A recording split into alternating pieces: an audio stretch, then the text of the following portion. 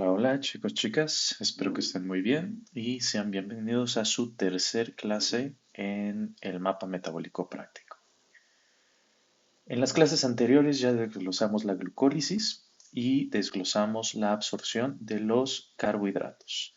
Entonces, pero se darán cuenta que aquí hay algunas vías alternas. Bueno, pues la vía que el día de hoy vamos a ver se llama vía de la pentosa o vía de las pentosas fosfato. Tiene muchos nombres, ¿ok? Es una clase bastante cortita y es una vía un poco complicada cuando se ve muy a profundidad. Pero como nosotros la vamos a ver un poco superficial, solamente saber que existe, saber cuándo se lleva a cabo y saber cuáles son sus productos finales, ¿ok? Eso es lo más importante y eso es algo que vamos a estar hablando de todas las vías que veamos a lo largo de este curso. Me interesan mucho de dónde surgen las cosas y qué se obtienen al final, ¿ok? Quiero que se centren en esas dos preguntitas. Entonces, ¿de dónde viene la glucosa 6-fosfato? Bueno, pues ya habíamos comentado que la glucosa 6-fosfato es el primer paso que ocurre dentro de la célula. ¿En qué parte? En el citosol. ¿Y sucede para qué? Para que la glucosa por sí sola no abandone la célula, no se regrese al torrente sanguíneo, ¿ok? Sucede por medio de dos enzimas muy relevantes y dependiendo de en qué tejido estemos, se llevará a cabo ya sea una enzima o la otra. La primera, la exoquinasa, la encontraremos en todos los órganos exceptuando el hígado y el páncreas, a diferencia de la glucoquinasa que la encontraremos exclusivamente en el hígado y en el páncreas. Entonces, una vez que tenemos glucosa 6-fosfato, ¿qué pasa? Y aquí es donde vamos a tener que hablar de la regulación que puede sufrir cada una de las enzimas, ¿ok? Las enzimas son, como ya lo vimos, proteínas catalizadoras, proteínas que nos van a hacer llevar a acciones. Ahora, las enzimas van a estar reguladas ya sea hormonalmente o alostéricamente. Hormonalmente vamos a encontrar dos hormonas muy relevantes. Vamos a encontrar la insulina y vamos a encontrar el glucagón, o glucagón, como le quieran decir.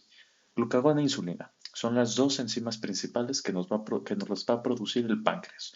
Concretamente, las células beta del páncreas nos producen insulina, como ya lo hemos hablado, y las células alfa del páncreas nos producen el glucagón. Entonces, muy importante, y esto ya es importante que vayan empezando a generar este análisis bioquímico, cuando nosotros comemos, ¿qué hormona se secreta? Pausen tantito el video, respondan con calma, piénsenlo. Bien, insulina, muy bien. Y cuando no estamos comiendo, estamos produciendo glucagón, cuando estamos en un estado de ayuno. Entonces, cuando estamos comiendo, ¿cómo estamos en un estado postprandial? ¿Cómo se encontrarán los niveles de glucosa 6-fosfato? Altos, bajos, normales. Pues evidentemente se encontrarán altos. ¿Por qué? Porque mucha de la glucosa está entrando en nuestro sistema. ¿Ok? Eso es importante entenderlo porque lo vamos a estar viendo durante todo el curso. Entender cómo se está regulando este control enzimático. ¿Ok? Entonces, una vez que la glucosa 6-fosfato está acumulada en nuestro citosol, quiere decir, ya funcionó la parte de la vía de la glucólisis y muy probablemente ya terminó el ciclo de Krebs. Entonces, ¿qué puede tomar en cuenta la glucólisis? Bueno, pues en presencia de magnesio, uy, ¿qué pasó aquí? Ok, regresemos. Entonces, si la glucólisis, hasta aquí glucosa 6-fosfato, se encuentra en presencia de magnesio, que aquí lo tenemos, y alta presencia de NADP, y concretamente de NADPH, lo que va a ser iniciar la vía de las pentosas. ¿Ok? Como vemos, aquí hay un NADP, es diferente a este NADH. ¿Ok? Es diferente. ¿En qué cambia? En que el NADPH tiene un fosfato. ¿Ok? ¿Y por qué es esto importante? Porque así es la manera en la que se va a estar controlando la vía de las pentosas. ¿Ok? Además, claro, de una enzima muy particular que solamente ocurre en este caso, que es la glucosa 6-fosfato deshidrogenasa. ¿Qué quiere decir deshidrogenasa? Acuérdense, sacar un hidrógeno. Ujú.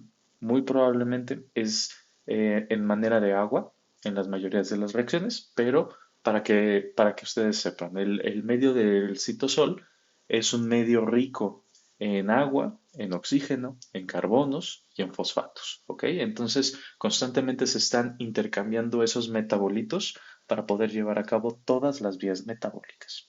Ujú. Entonces, entra la glucosa 6-fosfato deshidrogenasa y vamos a obtener un producto no glucolítico. ¿Qué quiere decir esto? Que no va a actuar directamente en la glucólisis. 6-fosfogluconolactona o glucanolactona. ¿Ok? ¿Es importante el nombre? No en particular. Después, por medio de otra enzima, lactonasa, asa es sinónimo de cortar. Ujú. Obtenemos 6-fosfogluconato. Y después, con otra enzima, 6-fosfogluconato deshidrogenasa, ya sabemos, sacamos un hidrógeno. Y aquí quiero que vuelvan a prestar atención a algo. Tenemos otra vez un NADP. Ujú. No es NADH, es un NADP. ¿Ok? Y aquí lo que estamos haciendo es agregarle un hidrógeno. Este NADPH va a ser muy importante para otras vías, por ejemplo, para el metabolismo de lípidos. Entonces podemos decir que una de las funciones de la vía de las pentosas es regular el metabolismo de lípidos, ¿ok? Produciendo NADPH. Y nuevamente tenemos magnesio aquí como cofactor. Y esto es muy importante que lo noten. ¿Por qué? Porque un paciente con deficiencia de magnesio simplemente no va a poder llevar a cabo la vía de las pentosas al nivel que una persona sin deficiencia de magnesio, ¿vale? Entonces, ¿qué vamos a tener? 3-ceto-6-fosfogluconato. También un nombre que no quiero que se aprenda. Por una enzima, no es relevante la enzima, vamos a obtener ribulosa 5-fosfato y este sí es importante, ¿ok? ¿Por qué? Porque la ribulosa 5-fosfato va a ser el punto de partida para una vía oxidativa o no oxidativa en la vía de las pentosas. No quiero abordar cuál es cuál, eso me compete más en la clase teórica que vamos a tener pronto, para la cual espero que se estén preparando y probablemente así está haciendo y por eso están viendo este video. Entonces, la ribulosa 5-fosfato va a ser un punto porque nos puede generar silulosa 5-fosfato o nos puede generar ribosa 5-fosfato. Y aquí les hago una pregunta. ¿A qué le suena la ribosa? Piénsenlo, pausen el video. 3, 2, 1. Muy bien, pues la ribosa es un componente importante en el ARN, ¿ok? Entonces, y por lo tanto también en el ADN. Los ribonucleótidos y los desoxirribonucleótidos, ¿ok? Desoxirribonucleótidos, perdón, ¿ok? ¿Cuál es la diferencia entre ambos? Que los ribonucleótidos tienen oxígeno y los desoxirribonucleicos se les ha retirado un oxígeno de todo su metabolismo, ¿ok? Además, claro que después, a lo largo de sus clases de biología, seguramente ya entraron o entrarán a verlo más a detalle, que los ribonucleótidos pues tienen solamente una cadena y los desoxirribonucleitos tienen dos cadenas y uno está compuesto de uracilo, el otro sí tiene timina, etcétera. ¿Ok? Entonces, ya estamos hablando de algo que ustedes conocen, ribosa 5-fosfato. ¿Ok? Este va a ser un precursor para que podamos generar ácidos nucleicos. ¿Ok? Como tal, los ácidos nucleicos están más ligados a las proteínas, ¿ok? Por lo tanto, esta va a ser importante en un futuro que ahorita parece lejano, pero no va a ser tan lejano, ¿ok? Entonces, por eso tenemos este portalito aquí abajo que después entraremos en un detalle, ¿ok? Vean esto, la enzima fosfopentosa isomerasa. Entonces la ribosa fosfato es un isómero de la ribulosa, ¿vale? Pero entonces vamos a suponer que nos vamos por otra vía. ¿Por qué vía? Por una vía que nos va a generar productos glucolíticos que sí pueden ingresar a la glucólisis y eso es importante. Entonces, ribosa 5-fosfato, ignoramos lo de abajo y seguimos a la derecha. Cilulosa 5-fosfato. Aquí la cilulosa 5-fosfato va a tener algo interesante. Puede tomar dos, dos moléculas de carbono del gliceraldehído y formar pseudoheptulosa, ¿ok? O puede donar dos moléculas de carbono y hacerse gliceraldehído 3-fosfato, ¿ok? ¿Qué es lo importante aquí? Por eso se llama vía de las pentosas. Empezamos con una pentosa, con una molécula que tiene 5 fosfatos, perdón, que tiene 5 carbonos, ¿ok? Lo cual la hace una pentosa. Igual la ribulosa 5-fosfato la hace una pentosa. Entonces están jugando con los carbonos para volverse distintas moléculas, ¿vale? Muy bien, por medio de una enzima transcetolasa vamos a tener el gliceraldehido 3-fosfato que ya nos suena bastante común. Aquí la vía de las pentosas se puede detener y simplemente mandar el gliceraldehído 3-fosfato a la glucólisis para que entonces continúe con su proceso de formación de piruvato. ¿Ok? Sin embargo, también puede ser sometida a una enzima que se llama transaldolasa y darnos fructosa 6-fosfato, que eso todavía nos generaría, este, que todavía nos generaría los piruvatos, vuelve a ingresar a la glucólisis, sin embargo, ingresa desde 2 pasos antes. ¿Ok?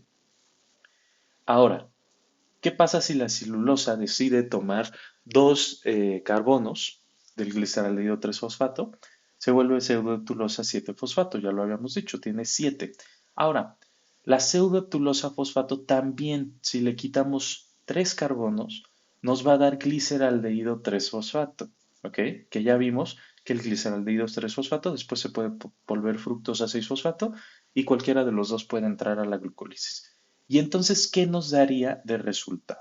Si al 7 le quitamos 3, quedan 4 carbonos. A esa molécula la conocemos como eritrosa 4-fosfato. ¿Ok?